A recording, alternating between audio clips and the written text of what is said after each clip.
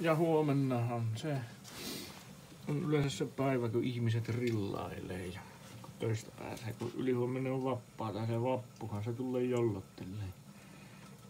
Kävin tuossa kaasupullon vaihtamassa, kun se oli tyhjä ja nyt sä koet polttelee rilliä talveen jäljiltä. Pöpöjä pois ja sitten pesu ja sitten kun rasvas. Kokeillaan vielä tuo keitin lähteeksi. Hyvin näkyy pelit. On sotkusen näköinen rilli kyllä. Tuuli vie nyt tuon suojan pois päältä. Niin. Ei siinä. Pitää alkaa hinkuttaa tätä rilliäkin ulkopuolella. Kyllä se sieltä vielä esille tulee. Pitäis olla niinku tuon näköinen.